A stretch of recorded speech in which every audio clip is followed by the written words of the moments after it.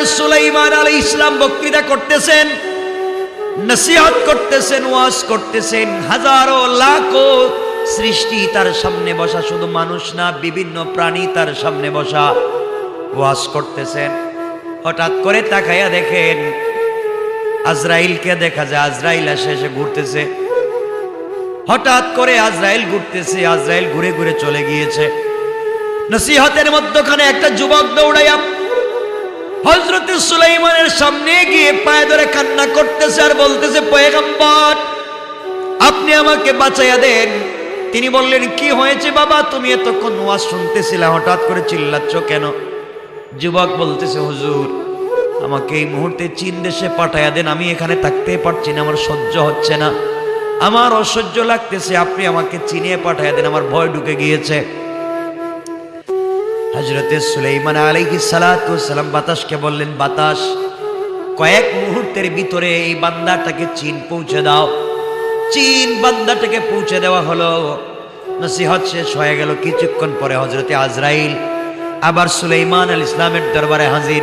সুলাইমান বলেন, আজরাইল তোমাকে এভাবে ঘুরতে দেখলাম, ব্যাপারটা কি আমাকে একটু বলো। পয়গম্বর সুলাইমান আলাইহিস সালাতু ওয়াস সালামকে হযরতে আজরাইল বলতে লাগলেন, পয়গম্বর সুলাইমান শুনেন, আজকে একটা যুবককে আমি হত্যা করবার কথা ছিল চীনে। আমি কাগজটা নিয়ে, তার তারিখ নিয়ে, টাইম নিয়ে পৌঁছে গেলাম চীনে। যে জায়গায় তার মৃত্যুবরণ করার কথা, ওখানে গিয়ে খুঁজে ওই লোকটারে পাইলাম না। পুরা চীন দেশ চিরুনি অভিযান চালাইলাম, কোথাও খুঁজে পাই না। গেল কই? যে লোকটার মৌত আমার কাগজে লেখা চায় নাই, ওরে তো পুরা চায় না, খুঁজে পাই না, গেল কোথায়? জমিনের পূর্ব থেকে পশ্চিম, উত্তর থেকে দক্ষিণ কয়েক মুহূর্তের ভিতরে খুঁজলাম, তার মৌতের আর কয়েক মিনিট বাকি আছে, পৃথিবীর কোথাও নাই। খুঁজতে খুঁজতে চিন্তা করলাম, গেল কোথায়? দুনিয়া থেকে ভাগবার তো জায়গা নাই, আর আমার নামে লেখা, ওকে মারতে হবে চীনে, এখন খুঁজে পাই না কেন? খুঁজতে খুঁজতে আপনার মাহফিলে এসে দেখি ওয়াজ শুনতেছে। আল্লাহু আকবার।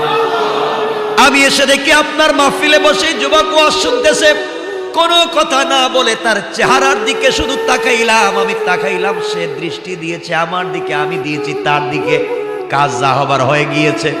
এই যুবকটাই আপনার কাছে গিয়ে বলছিল, ভয় পাচ্ছি, আপনি আমাকে চীনে পাঠাইয়া দেন। একে চীনে নেওয়ার জন্য আমি কৌশল করেছি, তাকে আপনি বাতাসের মাধ্যমে চীন পৌঁছে দিয়েছেন।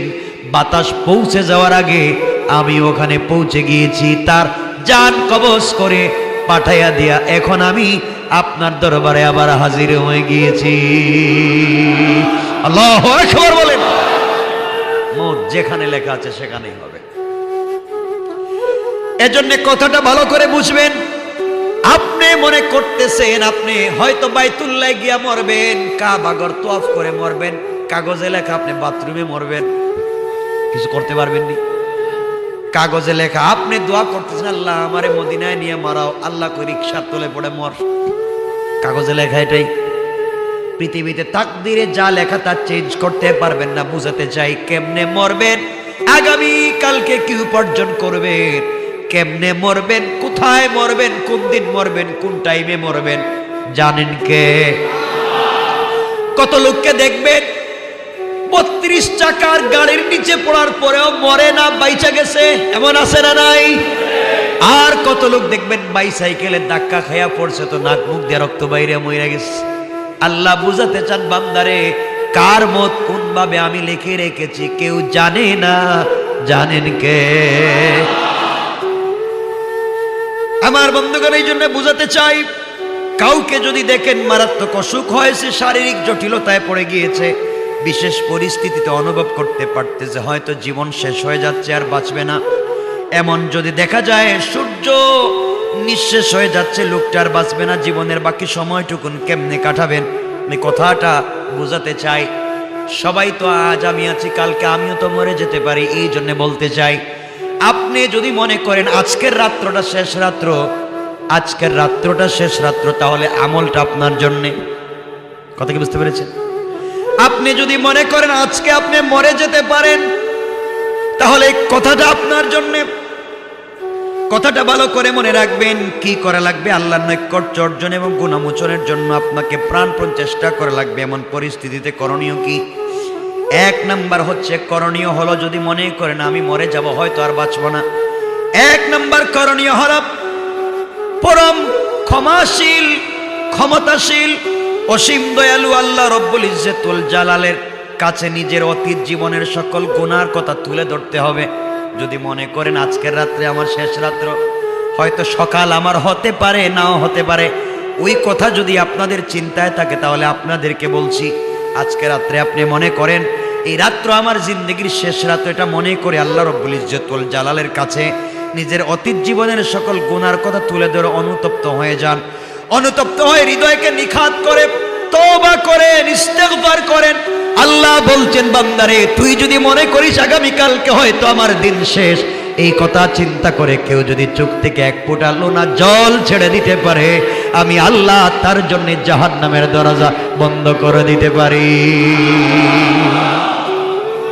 এজন্য যদি মনে করেন হয়তো আজকের রাত্রে শেষ রাত্র হয়ে যেতে পারে, আমি মা বোন সহ সবাইকে বলছি, এক নাম্বার কাজ হলো তওবা।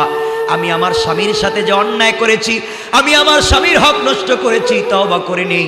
সন্তানের হক নষ্ট করেছি, তওবা করে নেই। শ্বশুর শাশুড়ির হক নষ্ট করেছি, তওবা করি। আমি হয়তো বাড়িতে থাকাকালীন, এই শ্বশুর বাড়িতে থাকাকালীন অনেকগুলো অন্যায় করেছি, আগামীকালকে হয়তো আমার শেষ দিন, আজকের রাত্র শেষ হয়ে যাচ্ছে, তওবা করে নেন। এইভাবে তওবা করে নিতে হবে। ভাইয়েরা, আপনাদেরকে বলছি, আপনি যদি মনে করেন স্ত্রীর সাথে কোনো অন্যায় করেছেন, নাফরমানি করেছেন, তওবা করে নেন।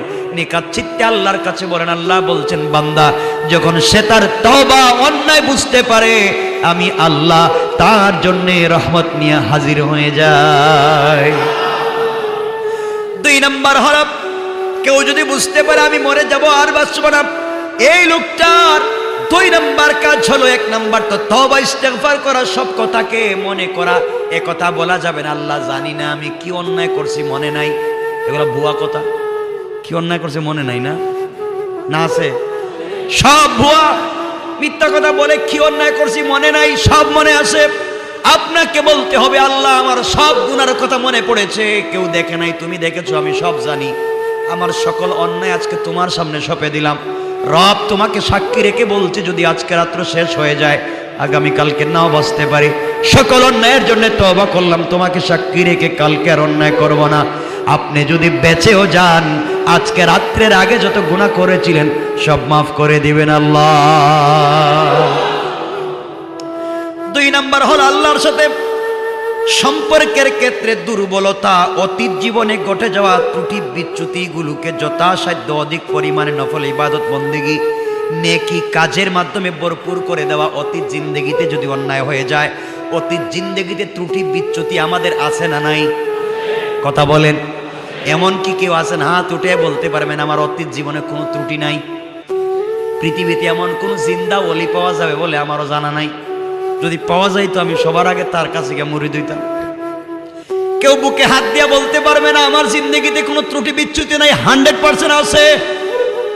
সুতরাং এটা মনে করেন আমার জিন্দগিতে ত্রুটি বিচ্যুতিগুলোকে যথাসাধ্য পূরণ করবার জন্য অধিক পরিমাণে নফল ইবাদত জিকির আজকার করে রাত্র কাটাইয়া দেন, তাসবিহ জিন্দেগি বন্দেগি করে আজকাল রাত্র কাটাইয়া দেন।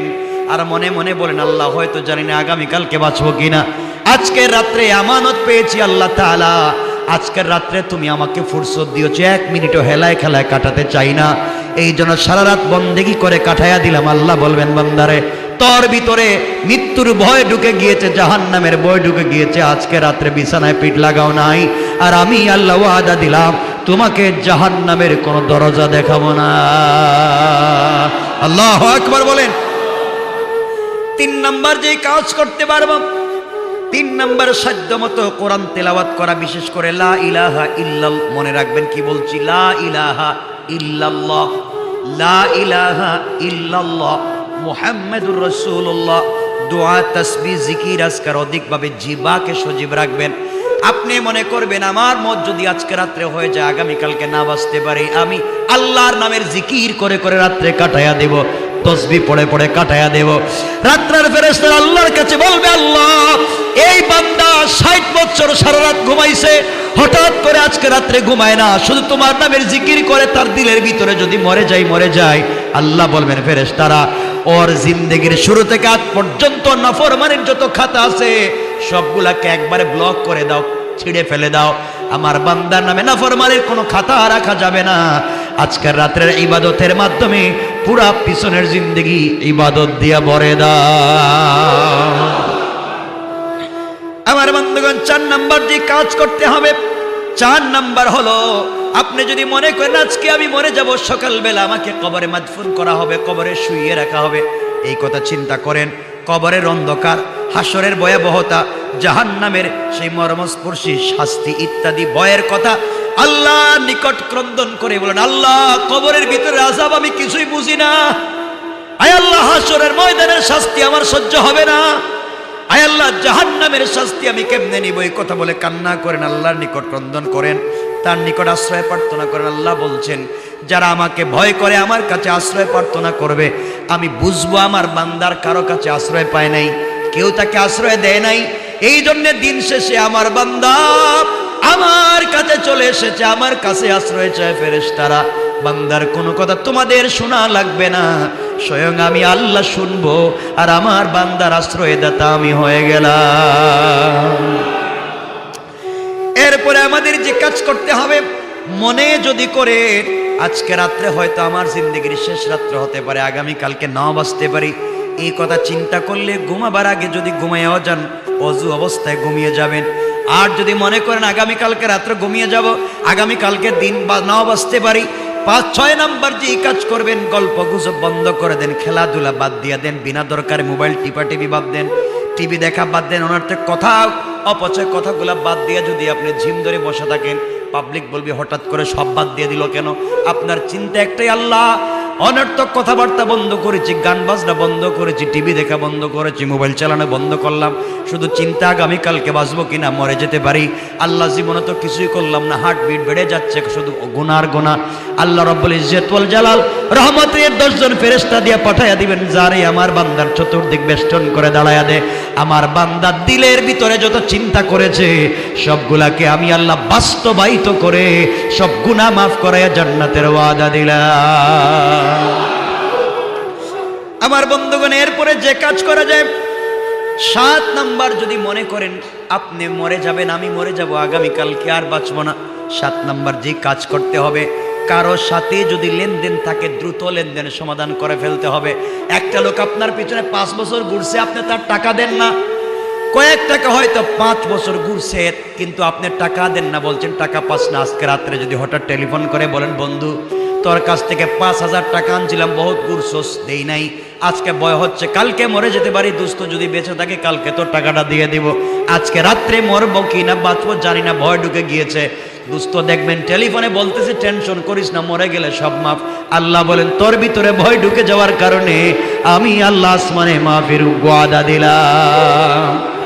এইভাবে দিলের ভিতরে ঢুকাইয়া দেন, লেনদেন থাকলে শেষ করে দেন, কারো হক নষ্ট করে থাকলে অনতি বিলম্বে তা মালিকের কাছে ফিরিয়ে দেন, কাউকে কষ্ট দিয়ে থাকলে, কারো প্রতি জুলুম অত্যাচার করে থাকলে তার নিকট ক্ষমা প্রার্থনা করেন, তাকে ক্ষতিপূরণ দিয়ে দেন, তার প্রতি কারো দাবি দেওয়া থাকলে আপনি আদায় করে দেন, অভিযোগ অনুযোগ থাকলে বিষয়গুলো মিটমাট করে দেন। এরপরে দান সাদকাকে আপনি বাড়াইয়া দেন, আর বলেন, আল্লাহ হয়তো মরে যাব, আগামীকালকে বাঁচবো না, এই চিন্তা করে আজকে রাত্রে কিছু সাদকা করে দেন।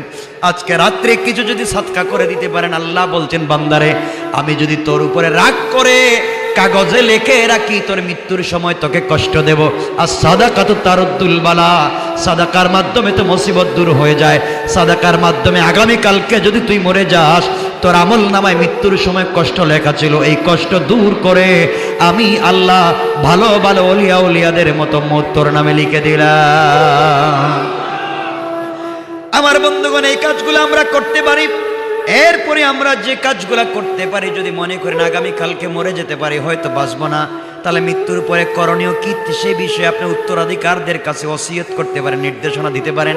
আপনি নির্দেশনা দিবেন, আমার অমুক জায়গায় বাড়ি আছে, অমুক জায়গায় সিনেমা হল আছে, আমার অমুক জায়গায় এই আছে সেই আছে, ওইটা আছে সেটা আছে, তোমরা দেখে রাখো, অমুকের সাথে জায়গা নিয়ে মামলা আছে, ওর 2 নম্বর দলিল করে জায়গা দখল করছি, সব আপনি বুঝাইয়া দিবেন। এই সবগুলো বাদ দেন, মৃত্যুর সময় বাটপারি বন্ধ করে দেন। বলতে চান আপনি আমি আগামীকালকে মরে যাব, ওসিয়ত করেন, আমি মরে গেলে আমার সম্পত্তির কিছু অংশ তোমরা আল্লাহর রাস্তায় দান করে দিও, তোমরা আমার জন্য দোয়া খায়ের করো, তোমরা যদি না পারো এতিমখানায় দিও, আমার সম্পত্তি দিয়ে একটা মসজিদ বানায়া দিও, একটা এতিমখানা বানায়া দিও।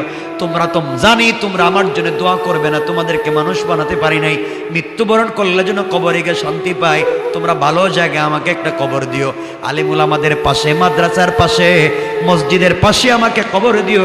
এইভাবে যদি আপনার ভিতরে গুছানো কথাগুলো চলে আসে, গুনাহ মোচন করার জন্য ভয় ঢুকে যায়, আল্লাহ রাব্বুল ইজ্জতুল জালাল বলবেন বান্দা তোর ভিতরে ভয় ঢুকে যাওয়ার কারণে আমি আল্লাহ খুশি হয়ে তোকে মাফ করে দিলাম। এখানে ছোট্ট করে একটা ঘটনা বলে দিই, বনি ইসরাইলের কোরআনে কারীমের আয়াত থেকে আল্লাহ রাব্বুল ইজ্জতুল জালাল এই কথাগুলো নিয়ে এসেছেন। আমরা সংক্ষেপ করে বলে দিই, বনি ইসরাইল ব্যক্তির ভিতরে মৃত্যুর ভয় ঢুকে গেল, মৃত্যুর ভয় আল্লাহর বান্দার ভিতরে ঢুকে গেল, আর বাঁচব না, হয়তো মরে যাব, আর বাঁচব না, মরে যাব, আল্লাহর সামনে কেমনে দাঁড়াবো, আল্লাহর সামনে কেমনে দাঁড়াবো, এই কথা চিন্তা করে বাচ্চাদেরকে ডাকছে, ডেকে ডেকে বলছো বাচ্চারা আমি যদি মরে যাই, আমার ভয় ঢুকে গেছে, আমি তো বহুত হারাম কাজ করেছি, নাফরমানি করেছি, দুনিয়ার জমিনে এমন কোন অন্যায় নাই যে অন্যায় আমি করি নাই, অনেক অন্যায় করেছি, মরে গেলে কোথায় যাব রে, জাহান্নাম ছাড়া তো কোনো জায়গা নাই, তোমরা এক কাজ করো, আমি মরে গেলে আমাকে আগুন দিয়া জ্বালাইয়া কিছু অংশ তোমরা ছাই বানাইয়া সাগরে ছেড়ে দিবা, কিছু অংশ উপরে ছেড়ে দিবা, কিছু অংশ কুকুর বিড়ালকে খেতে দিবা, আমার ভয় হচ্ছে রে, আল্লাহ যেন আমাকে কিয়ামতের দিন খুঁজে না পায়, আল্লাহ যদি আমাকে পেয়ে যায় শাস্তি দিবে, আমাকে আযাব দিবে। এই কথা বলে শোক করে দিল। ইন্তেকালের পরে সংক্ষেপ করে বলে আল্লাহ রাব্বুল ইজ্জতুল জালাল বান্দাকে ডাকবেন, বান্দা হাজির হয়ে যাও। বাতাসকে বলবেন বাতাস অমুক দিনে অমুক জায়গায় একটা লোককে জ্বালিয়ে দেওয়া হয়েছিল, ছাই যা নিয়েছিল আমার সামনে হাজির করো। কুকুরকে বলবেন গোশতগুলো হাজির করো, মাটিকে বলবেন হাড্ডি খেয়েছিল আমার সামনে হাজির করো। সব যখন হাজির হয়ে যাবে আল্লাহ বলবেন আজ হাজির হয়ে যাও, দাঁড়িয়ে যাও। সাথে সাথে বান্দা দাঁড়িয়ে যাবে আর কাঁপতে থাকবে। আল্লাহ বলবেন কি ব্যাপার, কাঁপতেছো কেন? ও বলবে আল্লাহ আমি তো আমার বাচ্চাদেরকে বলেছিলাম মরে গেলে জ্বালিয়ে দেওয়ার জন্য, ওরা তো তাই মনে হয় করেছিল, কিন্তু আপনি পাইলেন কেমনে? আল্লাহ বলবেন কেনই তুই এমন করতে চাইলে আগে বল, কেন নিজেকে জ্বালিয়ে ছাই করে সাগরে ফেলে দিয়া, আগুনে ফেলে দিয়া, নদীতে ফেলে দিয়া, বাতাসে ফেলে দিয়া আমার কাছ থেকে ভাগতে চাইলে? বান্দা বল আল্লাহ ভাগতে চাইছিলাম এই জন্য আমি যেন জাহান্নামের আগুন সহ্য করতে পারবো না, এত নাফরমানি করেছি, তোমার সামনে কেমনে দাঁড়াবো, এই ভয়ের কারণে এগুলা করেছি। আল্লাহ বলবেন বান্দারে তোর ভিতরে যে জাহান্নামের ভয় ঢুকেছে, আযাবের ভয় ঢুকেছে, এই ভয় ঢুকে যাওয়ার কারণে এমন প্রক্রিয়া অবলম্বন করলে আমি আল্লাহ খুশি হয়ে গেলাম। ও বান্দা টেনশন করিস না, আমি আল্লাহ তোকে মাফ করে দিলাম। এজন্য আল্লাহ রাব্বুল ইজ্জতুল জালাল মাফ করে দিতে চায়। আপনাকে আমাকে সেই মাফির পথটাকে খুঁজে পেতে হবে। আমরা এই মাফির পথে যেতে চাই কি চাই না বলেন? সবাই বলেন। এই মাফির পথে যদি আপনাকে আমাকে যেতে হয়, যে কাজটুকুন আপনাকে আমাকে করতে হবে। আল্লাহ বলছেন বান্দা মনে করো আজকের রাত্র তোমার জন্য শেষ রাত্র, তুমি মরে যাবে আর বাঁচবা না, এই কথা চিন্তা করে তুমি আমলে জিন্দেগি বানাও। আল্লাহ বলছেন যারা জিন্দেগিকে আমলে জিন্দেগি বানাতে পারে আর নিজের চেষ্টা শুরু করে দে, আল্লাহ বলছেন চেষ্টা শুরু করার সাথে সাথে তার আমল নামায় 10টা করে নেকি লিখে দেই। কোন সুবহানাল্লাহ। আমার বন্ধুগণ কথা তো আরো অনেক, সব কথা বলতে গেলে আজকে রাত্র শেষ হয়ে যাবে। ওখানে যে কথাগুলো আমরা বলতে চাই সব কথা বলা যাবে না। কষ্ট হচ্ছে নাকি আপনাদের? রাত্র কয়টা হয়েছে? আমার ইচ্ছা ছিল আজকে কিছু বলবো একটা কথা, যে ওই যে অনেকে বলে আমার 4 বিয়ে করার তো অধিকার ইসলাম দিয়েছে, আমি বিয়ে করলে অসুবিধা কি আছে? না, স্ত্রীর প্রতি স্বামীর দায়িত্ব কতটুকু, এটা নিয়ে আমরা আলোচনা করতে চাইছিলাম, কিন্তু যতক্ষণ কথা বলছি তত অনেক বলা হয়েছে। স্ত্রীর প্রতি একজন স্বামীর কতটুকু দায়িত্ব, এই জায়গায় যদি ওয়াজ করি আর কারোর দ্বিতীয় বিয়ে করার চিন্তা করবেন না, দেখবেন একটারই দায়িত্ব আদায় হয় নাই, বাকিগুলোর আদায় করবেন কেমনে? তো যাই হোক, কথা তো লম্বা হয়ে যাবে, আমরা সব কথা বলবো না, শুধু এতটুকুন বলতে চাই।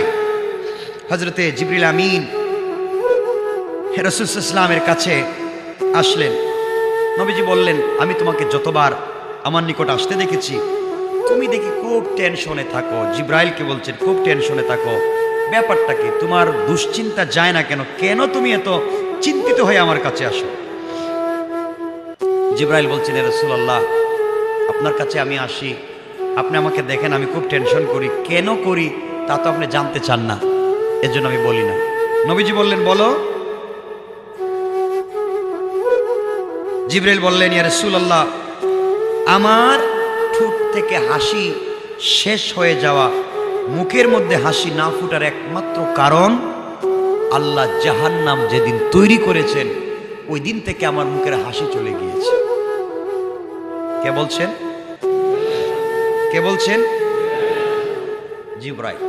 ইয়া রাসূলুল্লাহ, আপনি জানেন না, যেই দিন আল্লাহ জাহান্নাম বানাইছেন ওই দিন থেকে আর হাসি আর আসে না। কেন? আপনি জানেননি জাহান্নামে কি আছে? নবীজি বলেন, বলো কিছু, যদি তোমার বলার থাকে কিছু বলো, শুনি। হযরতে জিব্রাইল বলছেন, ইয়া রাসূলুল্লাহ, ইয়া হাবিবাল্লাহ, পয়গম্বরে আরবি, আপনি আমাকে অনেক দিন প্রশ্ন করেছেন কেন আমি হাসি না। আপনার সঙ্গে এত কথা বলি, আমার ঠোঁট কখনো হাসি ফুটেনি কেন? এক নাম্বার কারণ হলো আমি জানি জাহান্নামের গভীরতা এমন, জাহান্নামের গভীরতা এমন পয়গম্বরে আরবি, আপনি হয়তো জানেন না। জাহান্নামের মুখ থেকে একটা পাথর যদি জাহান্নামের তলদেশে নিক্ষেপ করা হয়, ওটা যদি জাহান্নামের মুখ হয়, ওখান থেকে যদি একটা পাথর জাহান্নামের নিচে ছেড়ে দেওয়া হয়, আর এই পাথর দ্রুত গতিতে যদি চলতে থাকে, এইভাবে 70 বছর চলে যাওয়ার পরেও একটা পাথর জাহান্নামের নিচে যেতে পারে না। পয়গম্বরে আরবি, এত বিশাল একটা জাহান্নাম, এখানে কেমনে আল্লাহ পাবলিককে জ্বালাবেন বিচারের দিনে? এই জাহান্নামকে 70,000 শিকল দিয়ে টেনে ধরা হবে। প্রত্যেকটা শিকল ধরে রাখবেন 70,000 ফেরেশতা। এই জাহান্নামকে 70,000 শিকল দিয়ে টেনে ধরা হবে, আর এক একটা শিকল বহন করবেন 70,000 ফেরেশতা। এবার চিন্তা করেন জাহান্নামের পরিধি কেমন। নবীজি সাল্লাল্লাহু আলাইহি ওয়াসাল্লাম চোখের পানি ছেড়ে দিলেন। নবীজি সাল্লাল্লাহু আলাইহি ওয়াসাল্লাম বলেন, আর কি জানো বলো তো জিব্রাইল? জিব্রাইল বলছেন, ইয়া রাসূলুল্লাহ, এই জন্যে আমার মুখে হাসি ফুটে না। উম্মতের আপনার কেমনে হাসে, দুনিয়ার মানুষ কেমনে তো আনন্দ করে আমি জানি না। 2 নম্বর হলো জাহান্নামে আল্লাহ চাঁদ এবং সূর্যকে নিক্ষেপ করে দিবেন, জাহান্নামে তাপ বিলীন হয়ে যাবে, হারিয়ে যাবে। এত বিশাল চাঁদ, এত বিশাল সূর্য জাহান্নামে দেওয়ার পরে বিলীন হয়ে যাবে, খুঁজেই পাওয়া যাবে না। ছোট্ট একটা হাতের আংটির পাথরের মতো পড়ে থাকবে সূর্য আর চন্দ্র। এত বড় জাহান্নাম আল্লাহ বানিয়েছেন। এই জাহান্নামে হয়তো আপনার কোন উম্মত যাবে, কিন্তু আমার ভয় হয় এই উম্মত কেমনে দুনিয়ার আনন্দে পড়ে হেসে বেড়ায়, এজন্য আমি হাসতে পারি না। ইয়া রাসূলুল্লাহ, আপনি জানেন কি এই জাহান্নামীদেরকে কি করা হবে? জাহান্নামীদের শরীরের চামড়া হবে 162 ফুট পুরো চৌড়া। মানুষের শরীরের চামড়া যেটা জাহান্নামে যাবে, কোন মানুষ যদি জাহান্নামে যায়, জাহান্নামীদের শরীরের চামড়া হবে 162 ফুট চৌড়া। 162 ফুট পুরু করে দেওয়া হবে, যাতে করে আযাব অত্যন্ত ভয়াবহ হয়। তাদের শরীরে আরো থাকবে তিল। তিল তো বুঝেন, তিল, শরীরে তিল থাকে কিনা? নবীজিকে জিবরিল আমিন বলছেন, ইয়া রাসূলুল্লাহ, জাহান্নামীদের শরীরে তিল থাকবে, আর এক একটা তিল হবে উহুদ পাহাড়ের সমান। এই শাস্তিগুলা যখন আমার চোখের সামনে ভেসে ওঠে, আমি আর হাসতে পারি না। পয়গম্বরে আরবি, প্রতিদিন জাহান্নামের আযাব পূর্বের দিনের চাইতে 3 গুণ থেকে 100 গুণ বেশি বাড়িয়ে দেওয়া হবে। জাহান্নামের খাদ্য হবে কাঁটাযুক্ত ফল, কাঁটাযুক্ত গাছের পানীয়, ফুটন্ত পানি, পুজ এবং রক্তের মিশ্রণে উত্তপ্ত তেল। এরপর জাহান্নামবাসীর পিপাসা এত বেশি হবে তারাই পানীয় পান করবে। পয়গম্বরে আরবি, আপনি জানেন না জাহান্নামের এই ভয়াবহতা অকল্পনীয়। আযাব অনন্তকাল ধরে চলবে। জাহান্নামে বাসী যারা যাবে, জাহান্নামবাসীরা এক পর্যায়ে জাহান্নামের দেয়াল টপকিয়ে চলে যেতে চাইবে, জাহান্নাম থেকে বের হতে চাইবে। আল্লাহ রাব্বুল ইজ্জতুল জালাল লোহার হাতুড়ি দ্বারা তাদেরকে আঘাত করে করে থেতলা করে আবার জাহান্নামে ফেলে দিবেন। এই দৃশ্যগুলা যখন আমার চোখের সামনে চলে আসে পয়গম্বরে আরবি, সাথে সাথে আমার মুখের হাসি চলে যায়, ভয় পেয়ে যায়। নবীজি বললেন, তুমি যদি এত ভয় পাও তুমি তো জাহান্নামে যাবে না, তুমি তো আল্লাহর রহমতের ফেরেশতা। ও জিব্রাইল বলো আমার উম্মত কেমনে দুনিয়ায় পাগল হয়ে যায়। আপনাদেরকে বুঝাতে চাই জাহান্নাম থেকে আপনাকে আমাকে বাঁচা লাগবে কিনা একটু বলেন, সবাই বলেন বাঁচা লাগবে কিনা। জিব্রাইলকে বলছেন, জিব্রাইল বলো তো এই জাহান্নাম থেকে আমার উম্মত গুলাকে কেমনে বাঁচানো যায়। যে কথা শুরু করেছিলাম ওই কথা শেষে নিয়ে এসেছি, আর লম্বা করতে চাই না। জিব্রাইল বলছেন, ইয়া রাসূলুল্লাহ, ইয়া হাবিবাল্লাহ, পয়গম্বর আরবি তাহলে শুনে রাখবেন, এত এত বিশাল আযাবের জায়গা জাহান্নাম, ওই জাহান্নামের আযাবের জায়গা থেকে আপনার উম্মত গুলাকে যদি বাঁচাইয়া দিতে হয়, আমি একটা ছোট্ট কথা বলে দেই, এই কথা যদি আপনার উম্মতেরা মেনে নিতে পারে, আমার বিশ্বাস তারা কোনদিন আর জাহান্নামে যাবে না। আল্লাহু আকবার। নবীজি বললেন, জিবরাইল তাহলে বলো আমি শুনি। জিবরাইল বলছেন, ইয়া রাসূলুল্লাহ সাল্লাল্লাহু আলাইহি ওয়াসাল্লাম, বলো তো কি বলতে চাও। জিবরাইল বলছেন, ইয়া রাসূলুল্লাহ, আল্লাহ যখন আমাকে তৈরি করলেন, আল্লাহ তাআলাকে আমি জিজ্ঞাসা করলাম, আল্লাহ আমারে বানাইছেন, আমাকে বানাইছেন আপনি, আপনি আমাকে বানাইলেন, আমি জিবরাইল, আপনি আমাকে বানাইলেন আল্লাহ। তখন আল্লাহ কি বলছেন, জিবরাইল, আল্লাহ বললেন, হ্যাঁ আমি তোমাকে বানাইছি। ওই সময় আমি দেখলাম আমি আছি আর আল্লাহ তো কিছুই নাই, সব তো নাই। আল্লাহকে জিজ্ঞাসা করলাম, আল্লাহ আপনি বলেন তো আমাকে যে বানাইলেন আপনি কি করলে আপনি খুশি হবেন, সব থেকে বেশি কি করলে আপনি সন্তুষ্ট থাকবেন বলেন। নবীজি বসা ছিলেন, দাঁড়িয়ে গেলেন আর বলেন, জিবরাইল বলো তো এর জবাবে আল্লাহ কি বলছেন, কিসে তিনি খুশি হন, জানার দরকার আছে না নাই? এমন সময় আল্লাহ তাআলা জানিয়ে দিলেন, ও জিবরাইল আমি সব থেকে বেশি যে জিনিসে খুশি হই, বান্দা যখন আমার কদমে সেজদায় পড়ে যায়, গোটা দুনিয়া সবগুলা যদি এক পাল্লায় রেখে দেওয়া হয়, আসমান জমিন আরশ কুরসি লৌহ কলম জান্নাত জাহান্নাম সবগুলা যদি এক পাল্লায় রেখে দেওয়া হয়, আর আমার বান্দার একটা সেজদা যদি এক পাল্লায় রেখে দেওয়া হয়, আমি বান্দার সেজদার পাল্লায় খুশি হয়ে যাই। জিবরাইল বলছেন, আল্লাহ তাআলা আপনি যদি বান্দার সেজদায় এত খুশি হয়ে যান, এই কথা বলবার পরে আল্লাহ তাআলাকে হযরতে জিবরাইল বলেন, আল্লাহ যদি সেজদায় খুশি হয়ে যান, আমি আপনার কদমে সেজদায় পড়ে গেলাম। এই কথা বলে হযরতে জিবরিল আমিন বলেন, আমি আল্লাহর কদমে সেজদা পড়ে গেলাম। ও পয়গম্বরে আরবি, একদিন দুই দিন না, 1 বছর 2 বছর না, 100 বছর 200 বছর না, 1000 বছর 2000 বছর না, একাধারে আমি আল্লাহর কদমে সেজদায় পড়ে থাকলাম 30,000 বছর। কোন সুবহানাল্লাহ। জিবরাইল 30,000 বছর সেজদা দিলেন, এরপরে মাথা উঠালেন, মনে মনে খেয়াল করলেন আল্লাহ বলবেন, ও জিবরাইল 30,000 বছর আমাকে সেজদা করেছো, আমি তো নিশ্চয় তোমার উপরে সন্তুষ্ট হয়ে গেলাম। এই কথা জিবরাইল মনে মনে ভাবতেছেন, আল্লাহ বলবেন কিন্তু এত লম্বা সেজদা দিলেন, দুনিয়ায় তো কেউ এত লম্বা সেজদা দিতে পারবে না, অথচ আল্লাহ তাআলা নিশ্চয় আমার সেজদায় খুশি হবেন। জিবরাইল আল্লাহ তাআলার দিকে মুতাওয়াজ্জা হলেন, ফিরে গেলেন, তাকায়া দেখেন এত লম্বা সেজদা দেওয়ার পরে সেজদার প্রতি আল্লাহ তাকায়াও দেখেন নাই, জিবরিল আমিনের দিকে তাকালেন না। জিবরাইল এখন আল্লাহ বললেন, জিবরাইল বলো তো আমি তোমার দিকে তাকাচ্ছি না কেন, তোমার জবাব দিচ্ছি না কেন, কেন দিচ্ছি না? জিবরাইল বলছেন, ওগো পয়গম্বরে আরবি, এই কথা যেহেতু আল্লাহ বলছেন আমি বড় কষ্ট পেলাম, 30,000 বছর সেজদা দিলাম, কেন আমার সেজদার দিকে তাকালেন না, আমার দিকে তাকালেন না? এত লম্বা সেজদা দেওয়ার পরে তিনি কেন খুশি হলেন না? আল্লাহকে জিজ্ঞেস করলাম, আল্লাহ জবাব দিলেন। আমি যখন জিজ্ঞেস করলাম আমার সেজদায় খুশি হন নাই কেন, আল্লাহ তাআলা জানিয়ে দিলেন, জিবরাইল তোমার জবাব আমি দেব, তার আগে তুমি একটু আরশে আজিমের দিকে একটু তাকাও, আমার আরশে আজিমের দিকে তাকাও, এরপরে তোমার প্রশ্নের জবাব দেই। পয়গম্বরে আরবি আমি আরশে আজিমের দিকে তাকালাম, তাকিয়ে দেখলাম আল্লাহ তাআলা আরশে আজিমে আল্লাহর কুদরতি নূর দ্বারা লিখে রেখেছেন একটা কথা, লা ইলাহা ইল্লাল্লাহু মুহাম্মাদুর রাসূলুল্লাহ। জিবরাইল বলছেন, আল্লাহ তাআলা আমার আমার সেজদার সঙ্গে কালিমার সম্পর্ক কি? আমি 30,000 বছর সেজদা দিয়েছি, আর সে আজিমের দিকে আপনি কালিমা দেখান, দুটার তো কোনো মিল নাই।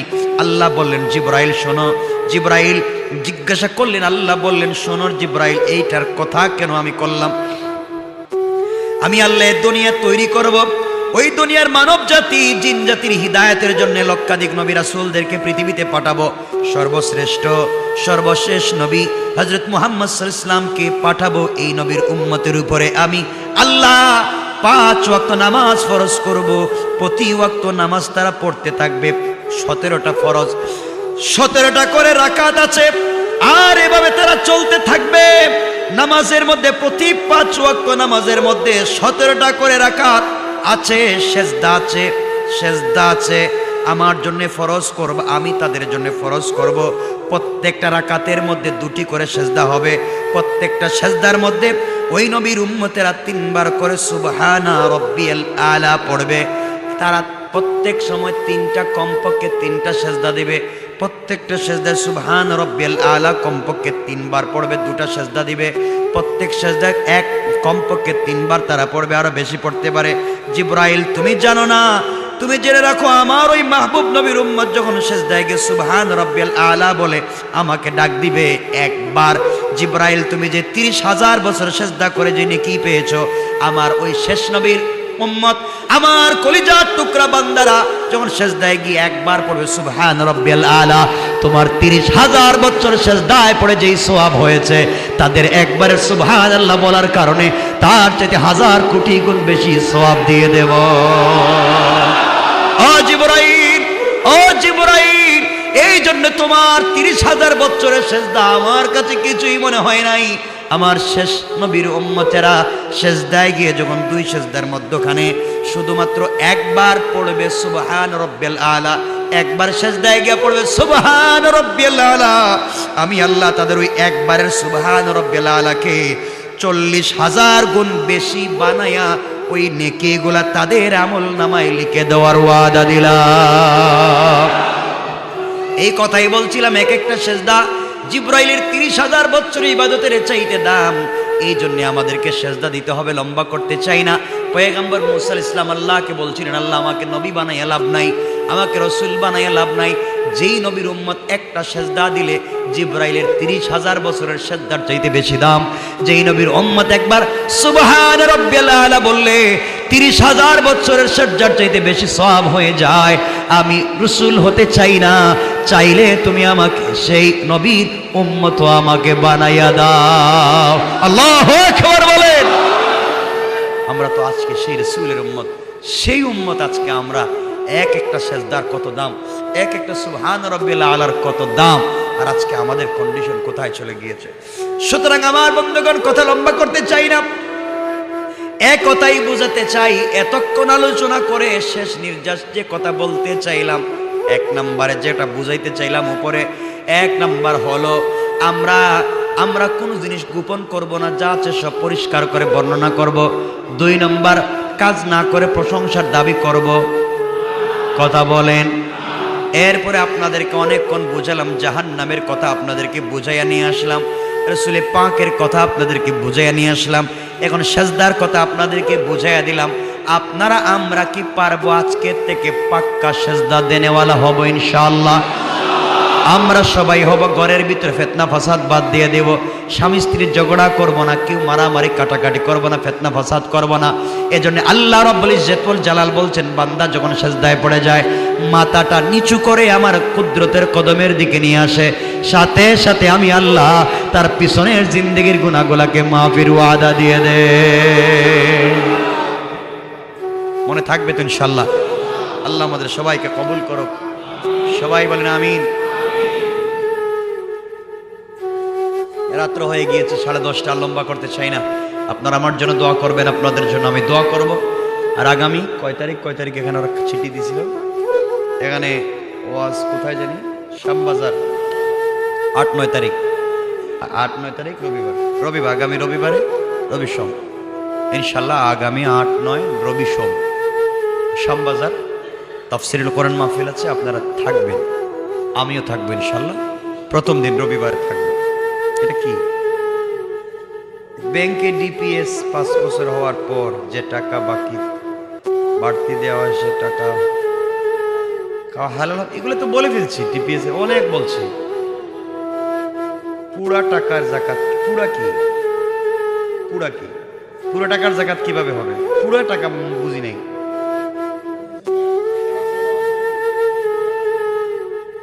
জাকাত দেওয়া লাগবে, ডাকাতির টাকা হোক আর যেটার টাকাই হোক, টাকা জমা হয়ে গেলে এটা জাকাত দিতে হবে। যেভাবেই হোক নেশাব পরিমাণ মাল আপনার কাছে থাকলেই জাকাত দিতে হবে। কথা বুঝতে পেরেছেন? জাকাত দিতে হবে। কিন্তু ডিপিএস করে যে লাভ আসে, ইসলাম তো মৌলিকভাবে এগুলাকে পছন্দ করে না। এগুলোর থেকে বের হয়ে আমরা ভালো কোনো চিন্তা করব। এগুলা বোঝা যাচ্ছে না। বাসা তুষকে যদি প্রস্রাব শুকাইয়া যায়, প্রস্রাবটা কার? বাচ্চার, এটা তো বলতে হবে। সেখানে যায় নামাজ বিছাইয়া নামাজ পড়া যাবে কিনা? হ্যাঁ যাবে। বাচ্চা যদি ছোট হয়, ছোট দুধ পান করে মায়ের, এতটুকুন বাচ্চা যদি হয়, প্রস্রাব করে শুকাইয়া যায়, তার উপরে যায় নামাজ দিয়ে নামাজ পড়তে পারবেন। বাথরুমে অজু করা যাবে কিনা? অবশ্যই বাথরুমে অজু করবেন, নামাজ পড়তে পারবেন। বাথরুমে অজু করতে আপত্তি নেই। আজকালকের বাথরুম তো আগেকার বাথরুম না। যাবে বাথরুমে, তো আপনি অজু করতেছেন, আপনি কি কমেডি অজু করবেন নাকি? সব আলাদা আলাদা আছে না? আপনার বেসিন আলাদা, কমেড আলাদা, আপনার বাথটব আলাদা, আপনার হাত দেওয়ার জায়গা আলাদা, সবই তো আলাদা আলাদা আছে। আলাদা আলাদা না সব? ওকে, যাবে, সমস্যা নাই। আপনাদের আমাদের তো জায়গা জমি আছে, তো বাড়ির ভিতরে বাথরুম আছে, ওখানে পুকুর আছে। লন্ডন আমেরিকা যান, রুম আছে একটা। বাথরুম তো দাঁড়াইয়া থাকা লাগবে ওখানে দেখবেন গাড়ি সার্ভিসিং করবেন, নিজে সার্ভিসিং করবেন, বাচ্চাদের সার্ভিসিং দিবেন, এরপরেও সব এখানে করতে হবে। অজু গোসলেরও এখানে করতে হবে। তখন আপনি কি করবেন? কথা বুঝছেন আমার কথা? আপনি বাথরুম বলতেছেন কেন? আমরা এটাকে, হ্যাঁ, এই জায়গাটাকে আমরা যখন অজু করব, যেই জায়গাটায় আপনি সব দোয়া পড়তে পারবেন, এটা তো আলাদা, এই অংশটা আলাদা না। আর অধিকাংশ ওয়াশরুমগুলোতে যেই জায়গায় কমেন্ট আছে, এটা একটু কাটা উঁচা থাকে, এভাবে দাগ দেওয়া উঁচা থাকে। আর হাই কমেন্ট হলো তো এটা তো এমনি উঁচা আছেই, ঠিক আছে না? দাগ দেওয়া থাকে এই জায়গাটা, এটা বেসিন এক সাইডে, বাথটব, অনেক জায়গায় আলাদা আলাদা তো আছে, সবই তো আলাদা আলাদা। কথা বুঝতে পেরেছেন? কোনো সমস্যা নাই। ওয়াশরুমে অজু করবেন দেখে দোয়া বাদ দিয়েন না, দোয়াটা পড়েন, সব থেকে মাহরুম হয়ে যাইবেন পরে। আর কেউ প্রশ্ন আছে? আমি দোয়া করে দিব।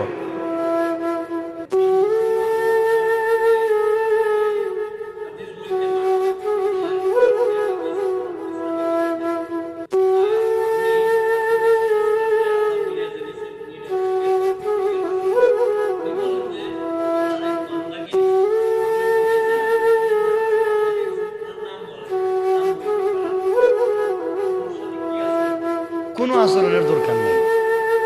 ও খাতামাল্লাহু আলা কুলুবিহিম, ও ছাগল পাগলের চেয়ে খারাপ হয়ে গেছে। এই কথা বলার মানে কোরআনের ডাইরেক্ট আয়াত স্বীকার করে ফেলতেছে। এই জন্য আপনারা এগুলাতে কান দিবেন না, এগুলো শুনতে যাবেন না। শুনলে গুনাহ, যত দূরে থাকা যায়।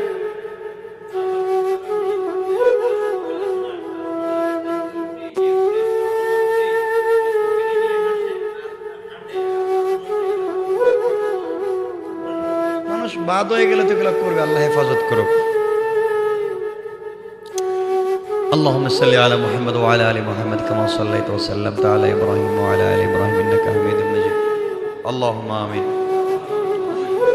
الحمد لله الذي هدانا لهذا وما كنا لنهتدي لولا ان هدانا الله لقد جاءت رسل ربنا بالحق ربنا ظلمنا أنفسنا وإن لم تغفر لنا وترحمنا لنكونن من الخاسرين ربنا آتنا في الدنيا حسنة وفي الآخرة حسنة وقنا عذاب النار وادخلنا الجنة مع المتقين والأبرار اللهم اغفر لنا ولوالدينا رب ارحمهما كما ربياني صغيرا رب ارحمهما كما ربياني صغيرا মুনিব গুনার বোঝা মাথায় নিয়া অপরাধীর বেশে কাঙ্গাল ফকিরের বেশে ভিখারি সাইলের বেশে আলেম ওলামা নিয়া হাফেজে কোরআন নিয়া নৌজওয়ান ভাই নিয়া মাসুম বেগুনা বাচ্চা নিয়া সাদা দাড়িওয়ালা মুরব্বী বাবাদেরকে নিয়া পর্দানিশীন মা বোনদেরকে নিয়া আল্লাহ তাআলা হাত উঠাইলাম দয়া গুণে মায়া গুণে আমাদের तमाम जिंदगीर तमाम गुनाहगुला के माफ करे दाओ अल्लाह गुनार कारणे गाड़ीर चाकार नीचे फालाइया आगुन दिया জ্বালাইয়া पानीर मध्य डुबाइया ulcer cancer diabetes heart attack kidney damage brain stroke brain tumour paralysis दिया कठिन कठिन रूप दिया बिछाना गड़ागड़ी कराइया पसरा पायखाना कराइया बेइज्जतिर मध्य ना मुनीब इंतकालेर समय यदि चले आसे अल्लाह पवित्र रमजानुल मुबारकेर ताहाज्जुदेर सेजदाय जुमार दिनेर कुरान तिलावतेर हालते रसूल पाक के स्वप्ने देखाया সোনার মক্কা মদিনা জিয়ারত করাইয়া কাবার গিলাফে দরাইয়া হজরে আসওয়াদে চুম্বন করাইয়া মাকামে ইব্রাহিমে 2 রাকাত নামাজ পড়াইয়া জমজমের পানি দিয়ে ওযু গোসল করাইয়া জান্নাত চুকের সামনে রাইখা মালাকুল মউত পাঠাইও আল্লাহ আমনি জানি আমাদের চাইতে তোমার অনেক মায়ার বান্দা আছে কিন্তু তুমি ছাড়া আমাদের আর কোনো আল্লাহ নাই আল্লাহ জীবনের সবগুলা ভুল নিজের চোখের সামনে হাজির হয়েছে সকল ভুলকে স্বীকার করে তওবা করলাম আমাদের সবার জিন্দেগীর গুনাহগুলোকে maaf করে দাও আমাদের মার খানদান বাবার খানদান শ্বশুর শাশুড়ির খানদান দাদা দাদি নানা নানি চাচা চাচি ভাই বোন আত্মীয় স্বজন আমাদের রক্তে যত মানুষের হক আছে রক্তে হক নাই আদম থেকে এই মুহূর্ত পর্যন্ত যত মুমিন আর মুমিনাত কবরে আছে আয় আল্লাহ সবাইকে তুমি maaf করে দাও আয় আল্লাহ আমাদের বাচ্চাদেরকে আলিম বানাও হাফিজ বানাও ইয়া আল্লাহ ভালো মানুষ বানাও ফেন্সিডিল ইয়াবাকুর বানাইও না আল্লাহ অমনিব আমরা যারা হাত উঠাইলাম আয় আল্লাহ আমাদের হায়াতের মধ্যে বারাকা দিয়ে দাও রিজিকের মধ্যে বারাকা দিয়ে দাও আমাদের সবাইকে কবুল করে নাও আমরা যে যে জায়গায় আটকা পড়ে আছি পরিশানিতে আছি আল্লাহ তাআলা তুমি আমাদের সবার পরিশানিকে দূর করে দাও মুনিব কিয়ামতের দিন যদি তুমি আমাদেরকে বইলা যাও ফেরেশতারা বেড়ি লাগাইয়া জাহান্নামের শিকল লাগাইয়া টাইনা টাইনা জাহান্নামে নিয়ে যাবে আয় আল্লাহ ওই সময় আমার দরদি কলিজার টুকরা নবীজিকে যেন না হারাইয়া যায় আয়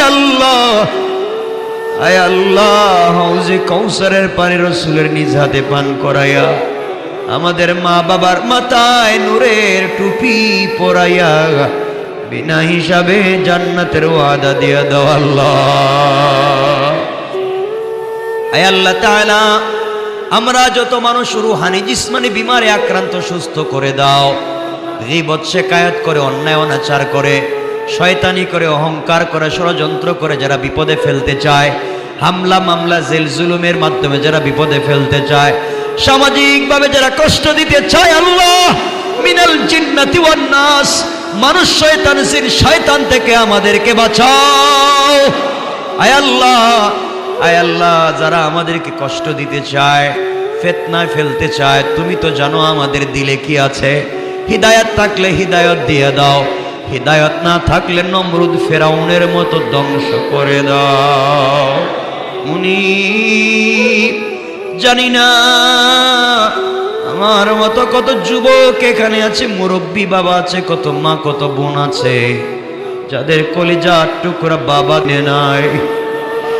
আয় আল্লাহ, যে বাবা সারাদিন কাজ করে মাথার গাম পায়ে ফেলে বিকাল বেলা ঘরে ফিরে নিজে না খাইয়া আমাদের খাওয়াইছে।